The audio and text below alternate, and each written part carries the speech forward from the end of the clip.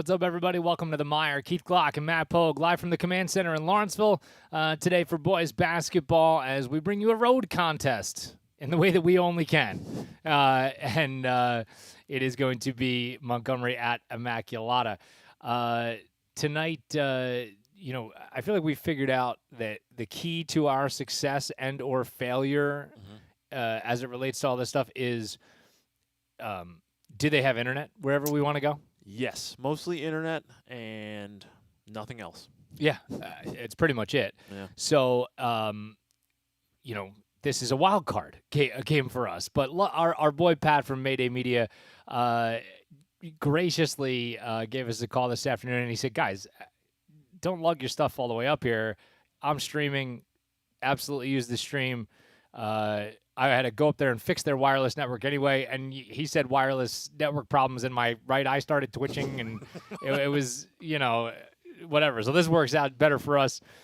Second time that these two squads are meeting this season. Montgomery with a victory the first time through at home, obviously, and that was a 46-36 victory. Since that time, Immaculata has helped us out a little bit. They've won 4 games. They'd only won 2 or 3 games. I don't recall what their record was coming in. I suppose I could just look at it right here. They had 2 wins coming into the first meeting with Montgomery. So, in a spot where Montgomery's looking for all the power points it can possibly get, victories for teams that you've beaten are certainly helpful. Immaculata has done that with victories against North Hunterdon, Somerville, and Ridge. And then they got smoked pretty much like everybody else has by Rutgers Prep. Common shared Skyline experience. Yeah, pretty much, right? But Cougs coming off of this back end of a back-to-back. Yesterday's game at home, a bit lopsided. I feel like there was more maybe just let's see if we can be faster and more athletic than you, and in the game plan approach against us, and that did not work. No. For Woodbury. So Cougs just kind of looking to keep it rolling. Yeah, I mean, getting some wins has been, a feeling that they know that they've been close to but haven't quite gotten. So to get a few in a row, 3-game win streak, I mean, that's a real good thing for them. I'm trying to look up the PowerPoint situation here as we're talking. There are changes, and you know what? To everybody's credit, there are changes too, and because in a season like this, I don't think that you can really just expect the status quo to go, kind of how you want it to. Right. I think that's stupid. You just nope. Come hell or high water, we're going to do only what we set out to do. Like, come on. So for the NJSIA to say, you know what, it's not going to be just your first 15 games or whatever the number was. I think it was 15. Your first from your first to your 15th game, we'll take those PowerPoints. We're going to take your highest 13 PowerPoint games out of whatever the number was, which I think that they modified. Okay. So the situation was nebulous.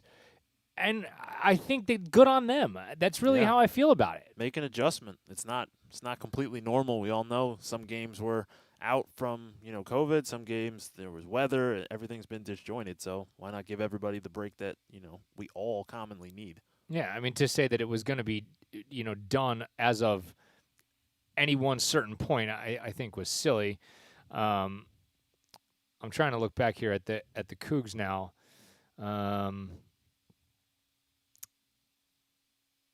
7-7 as they pull even on the season, and I know that was a big deal for them, just getting back to the kind of the There's one step forward, 2 steps back. That's what it felt like. The first 10 games of the season. That's tough. Yeah, and I think this week presents an especially interesting scenario for Montgomery. Number one, because they're now back to 500. This is another winnable game. Is it a surefire win that, no, I don't think so, but this is a winnable game. Yep. Thursday, winnable game, Franklin. Saturday, winnable game, Hamilton. You could look up, be 10-7 off of a 3-game road trip, and then coming back home again for the whole week. So it's actually almost in some ways the reverse of how Montgomery typically plays its season long, because I think if we were going to attach a stereotype to how the Cougars are or that they exist, it's they come out of the gates firing because of the year-round work that they do. Right. And then it almost feels like other teams kind of catch up a little bit Yeah. with chemistry and, pace as the season goes on. And it's kind of flipped itself on its head a little bit this year. Yeah, and it was almost a little bit of a tease. The first game of the season against Hillsborough was exactly that. That was the normal first game. Everybody's coming out. We're sharing the ball. We're passing. We're running. Everything's great.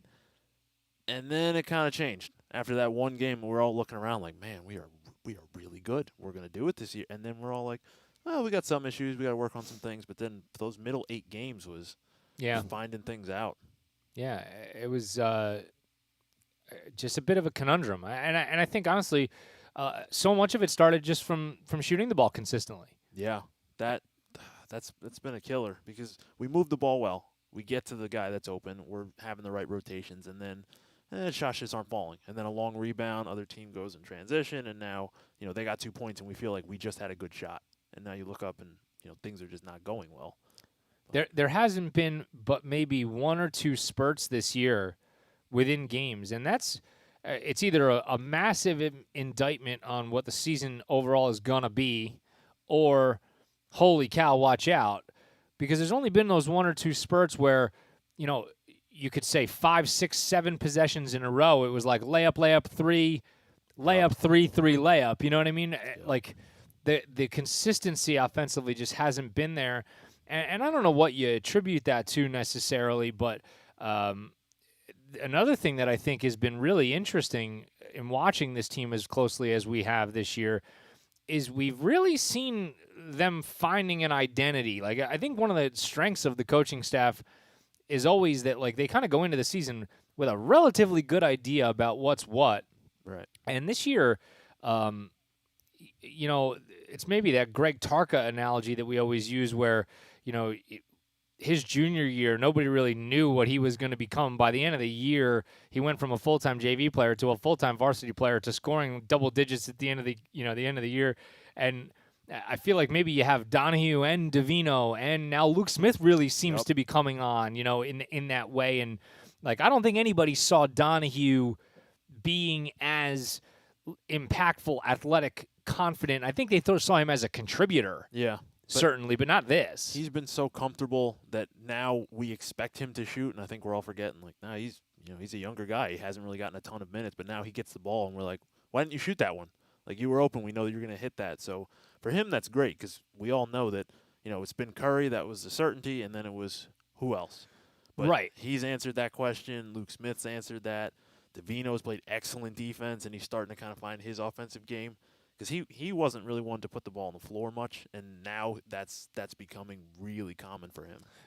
And that it's funny that you mentioned that because I was thinking it before you started your response there that I would classify Luke Smith certainly coming into this season as a marksman, a spot up shooter. Yep. That was going to be where kind of he made his bones, and if that really is what his role is and what his strength is, then he is a more aggressive ball handler and a better ball handler than anybody who has occupied that spot known as the spot up shooter that Montgomery's had in the last, I don't even know, right? Since I'm trying to, it's probably a toss up between Matt Mignon and Alex Miller about which one of them was a better ball handler.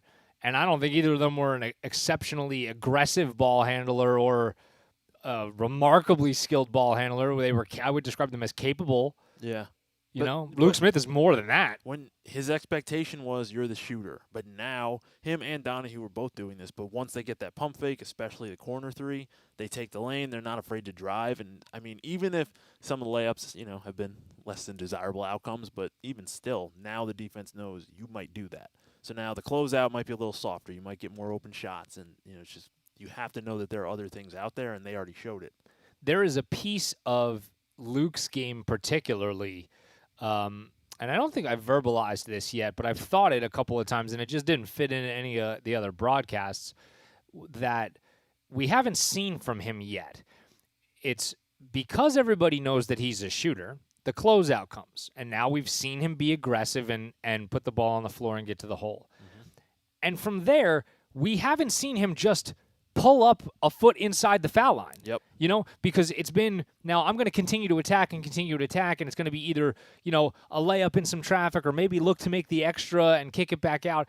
Like 3 dribbles to the paint and knock down a 6-footer. Yep.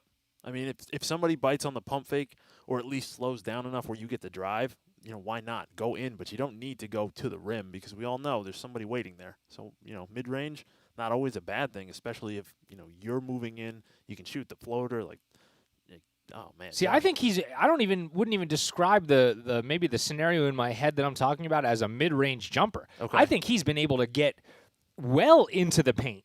Oh, okay. Like inside the foul line, I feel like he gets to that spot consistently, and then it's kind of like it feels like it's been mostly a kick out. Well, he's also probably not ready to shoot it, but if he's thinking that I have this shot, then he'll slow down instead of going in as hard and then realizing, well, I'm either going to get a charge or I need to pass the ball versus I know that this might be open and then I'll shoot it. Yeah. But I don't think he's looking for it, but if he does, you know, it's going to be there. I think that's a piece of his game that, I mean, is undeveloped.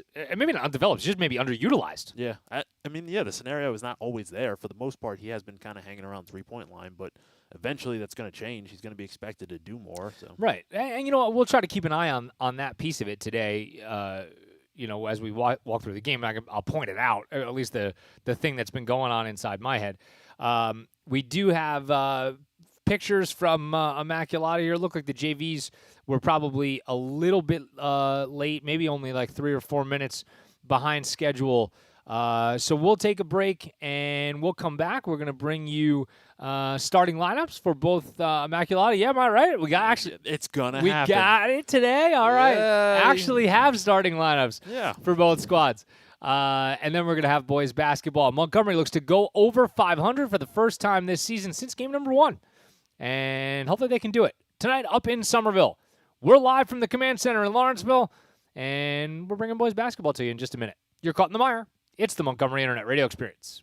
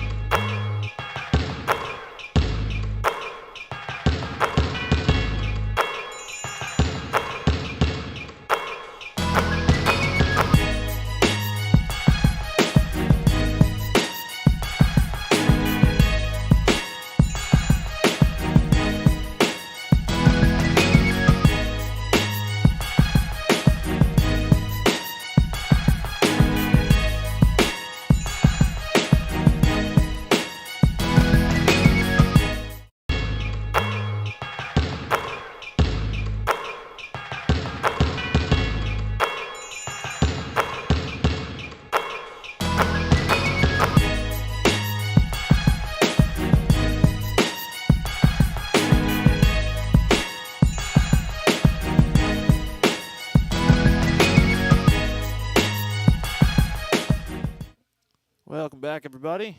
You are caught in the mire. We're here to bring you the starting lineups. So as we're seeing our Montgomery starters, we will give them to you.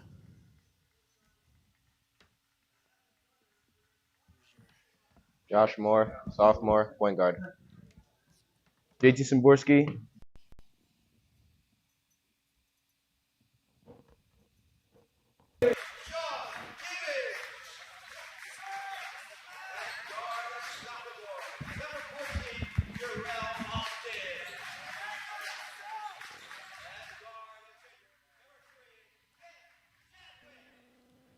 Hang on.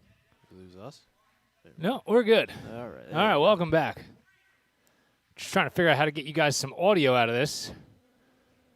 Now, whether you get a little hum, that's another thing to be desired, but It's happening. it's going to be what it's going to be. That's how I feel about it. Well, most days, unfortunately. Yeah, that's pretty much how we live our lives, right? At least on the Mire. Well, we got close, and I, so eloquently brought you the Montgomery starters. That was beautiful. Yeah. Did we get Immaculata starters yet, my we friend? did not. They're going up right.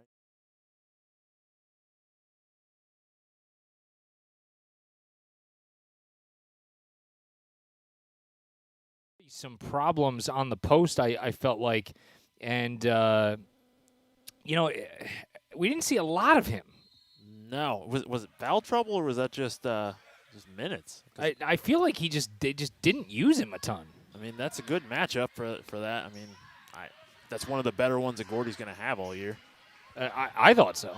So, and anyway, again, we thank our friend Pat Jamus from Mayday Media for providing the pictures for us tonight from Immaculata, and we are about set to go for boys basketball. The tip is one back to Szymborski in the road greens, and the Cougs will begin with it. Man, it's really nice when you can work off of actual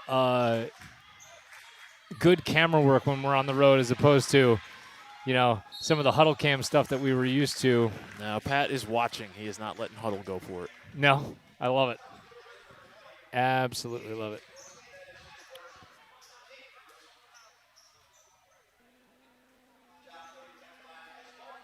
So it'll be free throws right off the jump.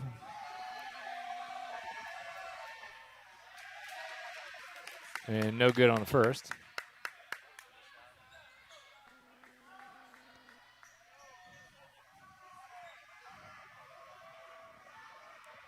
Second free throw is good. Oh, wow, picking up full court. Full court. Immaculata immediately putting on the pressure. I mean, anything to get the ball out of Curry's hands, I get it.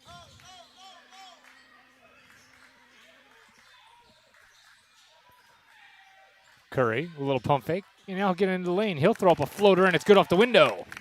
The patience, never settling for that three when he knows the fly-by closeout's coming.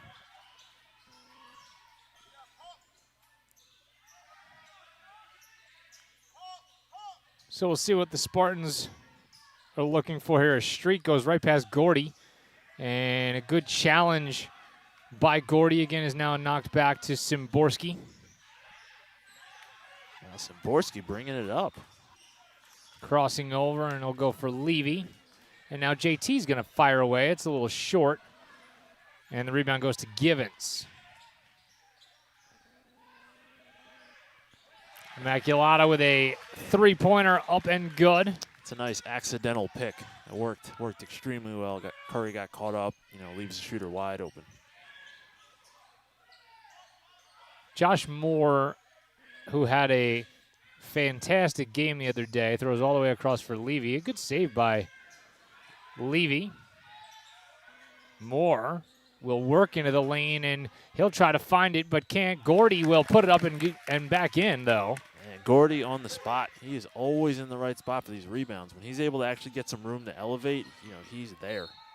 Quickly the other way, and we're going to have a foul, and it looks like they're going to get Gordy on that one.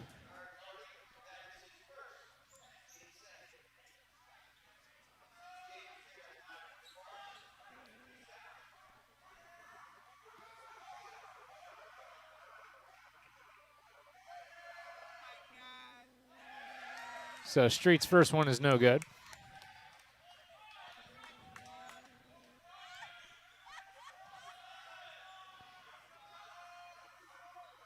Immaculata struggled the first time around from the line as well. And they're 0 for 2 from the line. And Moore had a chippy in his hands and maybe a little Jaquoski Tart action down there for Josh Moore. You'll hear some footsteps on that one, a little bit.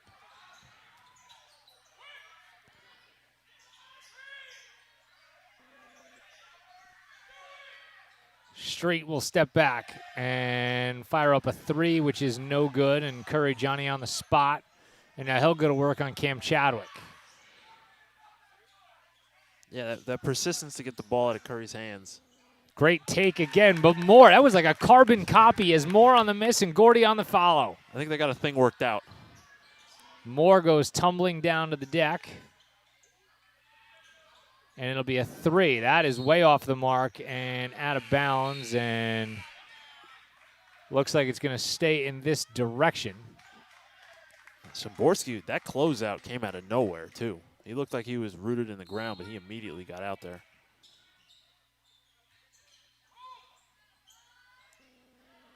Three from way up top is no good from Givens, and Curry with another rebound in the early going. Curry throws a floater inside for Levy, who has it knocked out of his hands. I was a little surprised that he made the extra on that. I thought that was going to be a little chippy attempt for Curry. Yeah, he just had a floater like that. And bucket for the Spartans. Get things moving for them as they close to within a point at 6-5. Moore will go behind his back and had Curry for a moment, but couldn't find him. Instead, they'll go to Gordy on the post. And Gordy's turnaround is well defended and rebounded by Givens. Not a ton of room for him there. Drive and a very tough layup up and good. Josh Williams on the finish that time. Solid break of the press there. Josh put his head down, saw the gap, and not going to play around with these, skip passes. Midway through quarter number 1, and we're going to have Curry nearly with an N1.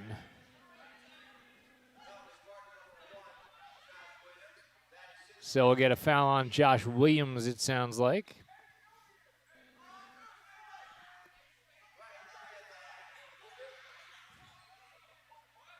Man, when we do stuff like this, even like the little annoying things when we're, on the road or doing these remote broadcasts, it just makes me so grateful for the people and the time and the money that they've put in at Montgomery, because of how seamlessly things can go at our place. Yeah, we got a great crew, especially setup and breakdown. Oh, I wasn't even talking about that. Of course we have that. I was talking about Jeff Brooks and the technology guys and, just the infrastructure and the way it all works. Yeah, the brains. And that's going to be out of bounds. Looks like off Gordy. It was a streaking save by Josh Williams. He came in from off the frame to save the ball, and Gordy just didn't think that was going to be a thing. No, hit him right in the hands. Didn't see it coming. What's that? Worst spot to hit me, right in the hands. Another good challenge, but a better finish from Davis Adams. And Immaculata goes up 9-8.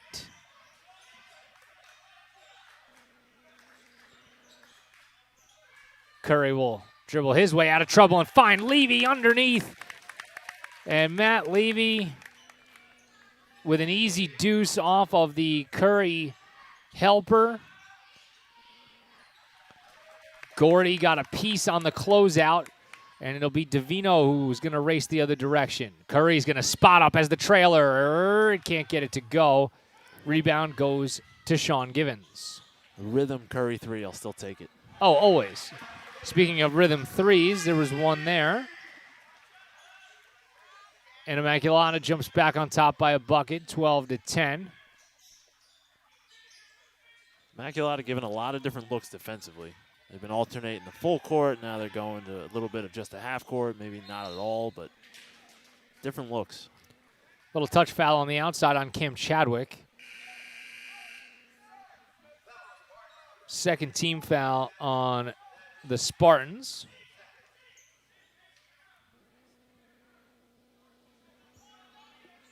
So far, so good. Both directions in terms of getting things done. Curry. Help defense comes quickly. Donahue. Too tall for even Gordy. Yeah, that's one where you're already made a decision of where you're going to go with it before you kind of realize what was there. Now, that's one of those things where, it's a good rip by Donahue and got to where he wanted to be. Yep. Why not just go and pull up from the elbow? Yep. Did Right. the hard work. The easy part's getting the shot with some space. Davino with a closeout, and Curry's got his 4th or 5th rebound already this quarter.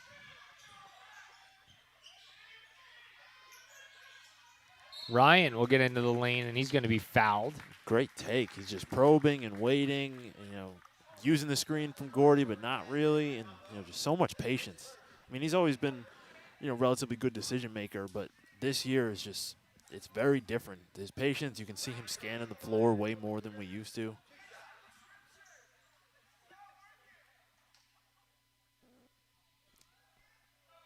First one from Curry is no good. He's kind of uncharacteristically struggled from the line this year, maybe a little more than I would have thought. Yeah, I mean, I have to think the ankle has something to do with it, though. Because your shot is, there's so much that you want from that jump and just without thinking your ankle needs to be providing that. And if that's different at all, when you compensate, you change your shot. That's what Gordy does inside. He just alters the way you approach the basket. Yeah, the wingspan, there's nowhere to go in the paint. He's got it big all time. covered.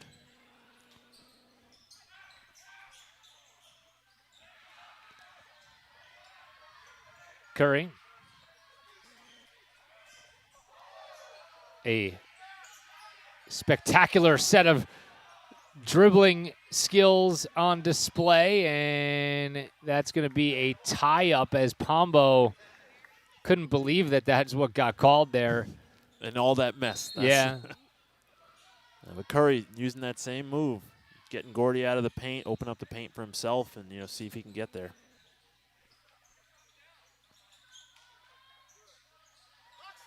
Here's Pombo, and he's got a 3. We know that's something that he excels at. And here's the full court pressure from the Spartans, and another home run ball from Curry is stolen by Pombo, and the Spartans will come the other way up by 4. Montgomery looked caught maybe a little bit unaware and struggled to inbound that ball. Yeah, they've been getting kind of lulled to sleep. If, the press has been coming, if they don't get it for, 1 or 2 possessions, then they go back to it.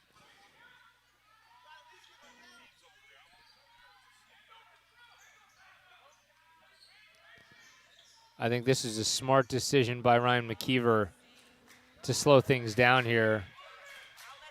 Yeah, you had a good quarter. You Yeah. want to go in, nothing weird. Keep your lead, extend it. There's a 3 that's way off the mark, and Curry's got the rebound with 5 seconds. Now 4. He's got somebody's open, and it's going to be Donahue, but a little bit too late. Montgomery and Immaculata, we've played 8 minutes, and Sparty's got a 4-point lead, 15-11. We'll be right back with the second quarter coming up in just a minute. You're caught in the mire. It's the Montgomery Internet Radio Experience.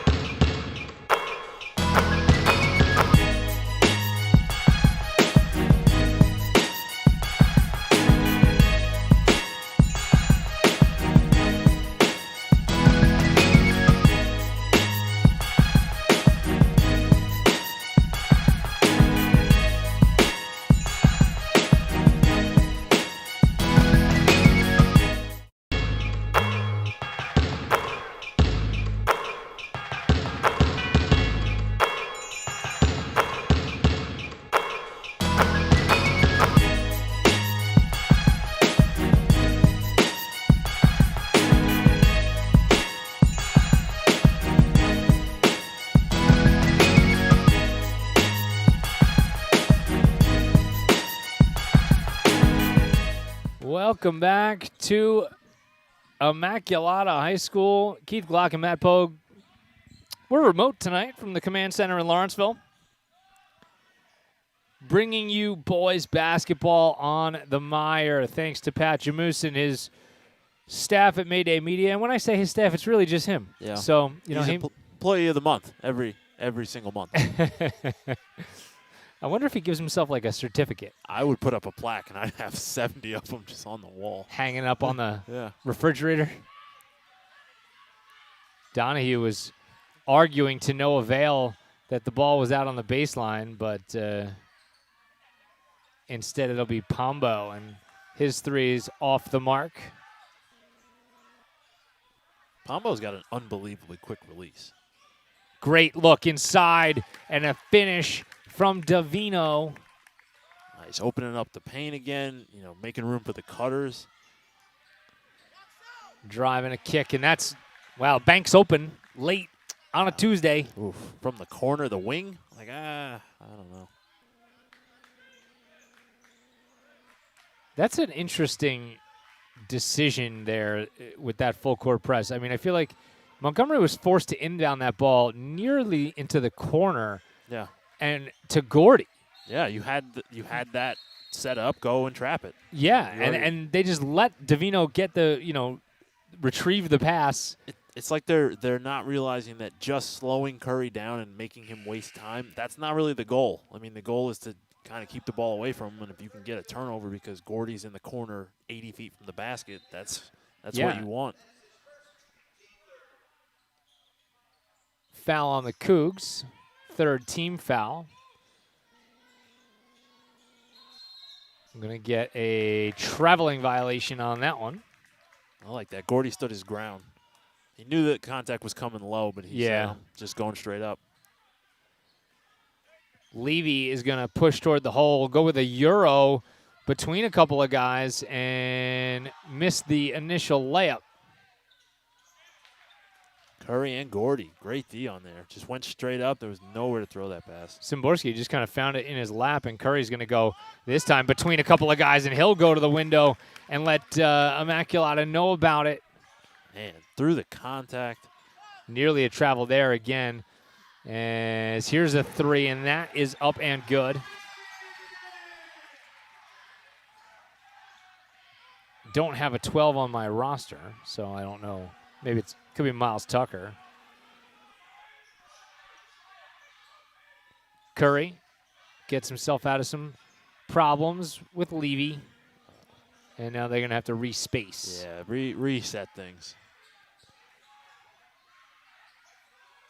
I think maybe they had a chance to go to Gordy on the post there right away, but you really got to go right away. As Gordy's going to put it on the floor himself, take it and get fouled. That was great recognition. You saw that half second of him looking and going, "Am I really wide open?" Yeah.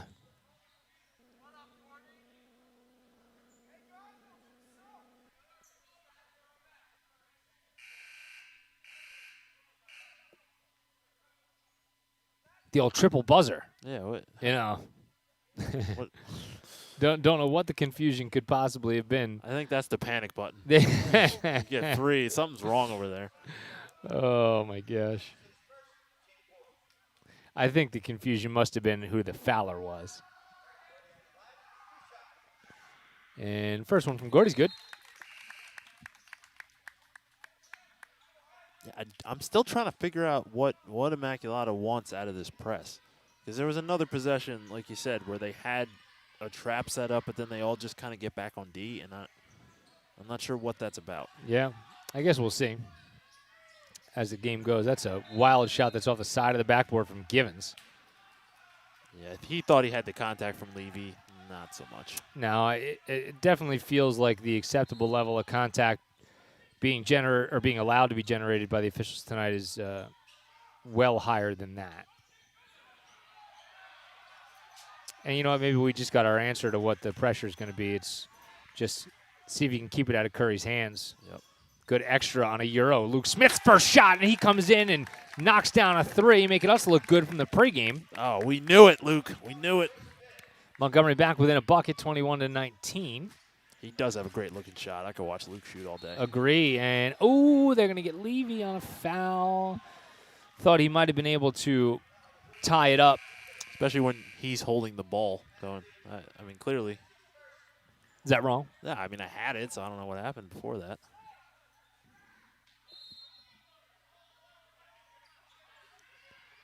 My dog just flew into the dining room as if something magical was happening in here. Well, there's something out there. Didn't know what. He's now magically looking out the window. These are the things that can happen when you're at home broadcasting. And Levy tries to take a charge. I think that's a pretty good no call, actually, is Devon Street. That's fair. I mean, Levy snuck in after airborne. Like, that's, you're lucky to get that one. Curry with a good backdoor move to come quickly the other direction. Levy back up top for Szymborski. An off-balance runner, no good. It finds its way right into the hands of Gordy. And that'll be a fortunate bucket for the 6'10" forward and a timeout. And Gordy is making a living just hanging out, waiting for rebounds, always ready. We'll take it any way we can get it. Full timeout, we'll take it with him. You're caught in the mire. It's the Montgomery Internet Radio Experience.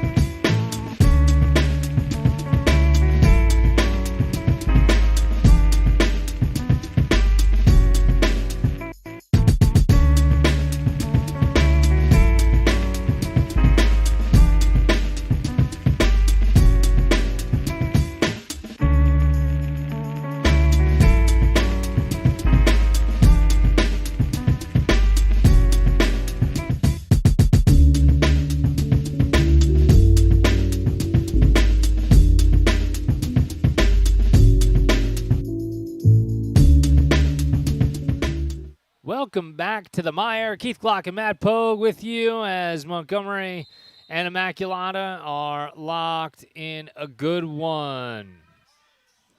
A lot of things in that first 14 minutes of the game. 12 12 minutes. math. There you go. Math. And a turnover. We've seen a little bit of everything. We've seen some post play. We've seen a lot of high pressure defense, but also Curry still getting to the paint and, making things happen. If you could just start yelling out random numbers again, too, it seemed to confuse Immaculata. Did that it? would be great. I mean, apparently. They threw the ball right out of bounds. See, yeah, they were random. They weren't me trying to sort it out. Nope. I knew what you were doing. I didn't. I was going to say, as long as one of us does, it's fine. Levy's going to get tripped up in the middle.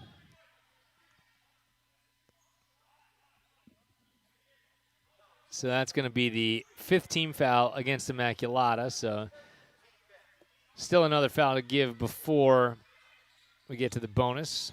They try to work a double screen for Curry, and Immaculata was up to the task. A little step back and an elbow jumper, no good. That is a nice-looking move, though.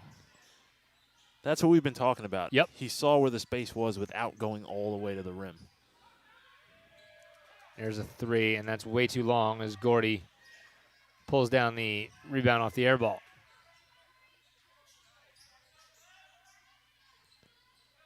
Szymborski gets a little help. Luke, great extra that time, and Levy will finish. Luke Smith, playmaker, shooter. We're going to start adding a lot more things for his name. Montgomery has pulled even. Timeout for Immaculata. It's a 30-second timeout, so we'll keep you here. Happy to have you joining us tonight from Somerville, a.k.a. Lawrenceville. Somerville-ish. We're in Lawrenceville. They're in some, this type of ball game is probably a little more indicative of what we probably thought a Montgomery Immaculata